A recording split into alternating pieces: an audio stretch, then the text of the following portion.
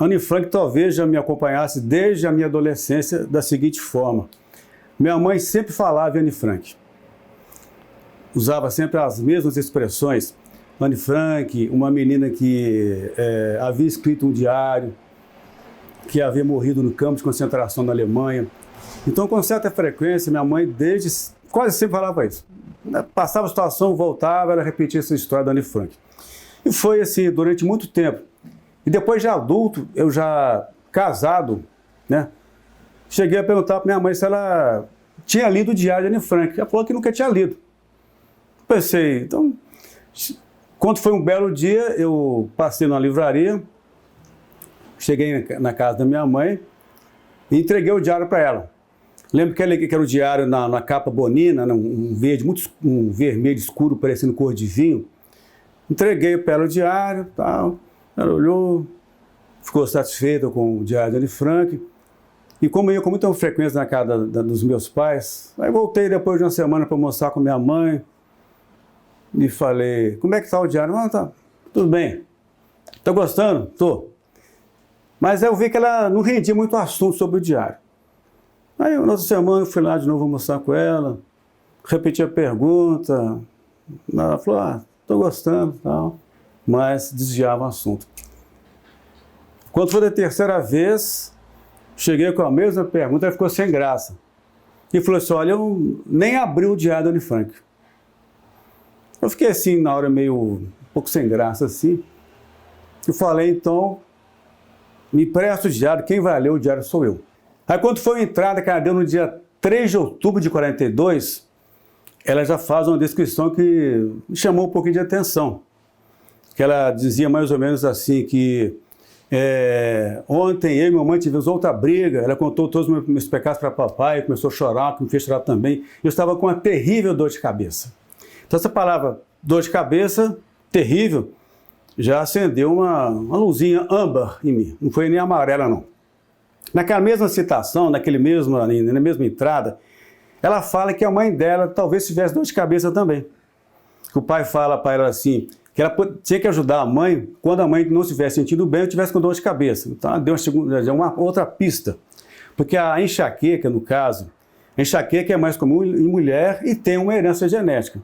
Então, Anne Frank relatou uma dor de cabeça forte e relatou que a mãe dela também deveria ter dor de cabeça. Quando foi outra entrada, foi no dia 2 de novembro.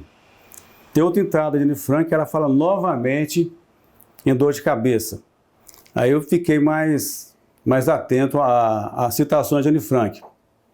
Quando foi em janeiro do ano de 43, ela fala novamente em dor de cabeça. Então, foi uma terceira citação.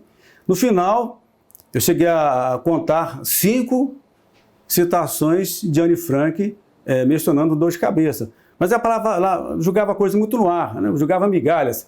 Dor de cabeça forte, muita dor de cabeça terrível, dor de cabeça latejando, dor de cabeça com vômito. Então ficou coisa muito assim, jogada ao ar. Eu tive que catar aquelas informações e ver o que se poderia tirar dali. Aí eu pensei, isso aqui deve dar para fazer um artigo. Então, aí eu continuei com o diário, fui lendo já com outros olhos, né, com um olho de lince, vendo o que ela tinha escrito que podia ter menção a cefaleia. Fui lendo, catando qualquer canto do livro. Ela, mais à frente, ela fala, não mais dor de cabeça dela, fala dor de cabeça da mãe dela de novo. Ela cita o episódio que ela foi mexer no tapete, levantou muita poeira, a mãe dela teve dor de cabeça. Mas não foi por causa da poeira do tapete. Certamente não foi. Podia ter sido uma crise de enxaqueca, que a mãe dela talvez tivesse enxaqueca também. Fala que Margot também tinha dor de cabeça. Então, as coisas foram juntando. Aí eu pensei, mas como é que seria em inglês essas citações? Porque a tradução, às vezes, ela deixa um pouco a desejar. Então, adquiri o livro dela em inglês, com uma certa dificuldade, consegui ler, prestei bem atenção naquelas 5 citações, realmente batia com a tradução para português, mas o livro foi escrito em holandês. Né? A edição de 47 foi em holandês, que a Anne Frank escreveu morando na Holanda, apesar de ser alemã. Bom, Então, na época, estava vendo um evento Cefaleia em Amsterdã, e um colega meu ia para esse evento. Eu falei com ele: ô fulano, já que você vai até a Holanda, compre para mim o livro, o Diário de Anne Frank, em holandês. Aí trouxe para mim esse diário. Aí eu juntei, então, o diário em inglês, em português, que era da minha mãe, o holandês, eu marquei aquele espaço que ela falava na Cefaleia, naquelas 5 crises. Levei até um professor meu, que era holandês, levei o diário em inglês, português e holandês, e pedi para ele checar para mim a tradução se batia, né? Ele leu as citações e tal, e concluímos que a tradução foi muito verdadeira. Então, realmente, aquela dor de cabeça era uma dor de cabeça forte, era uma dor de cabeça que vinha com vômito, e uma cefaleia pulsátil. Bom, então aquele documento todo montado, eu pensei: agora eu vou começar a produzir esse artigo. Mas antes disso, eu fiz uma pesquisa na PubMed para ver se não havia nenhum artigo científico sobre a cefaleia da Anne Frank. Não havia. Pesquisei também outra citação assim: as pessoas mais famosas do mundo com cefaleia.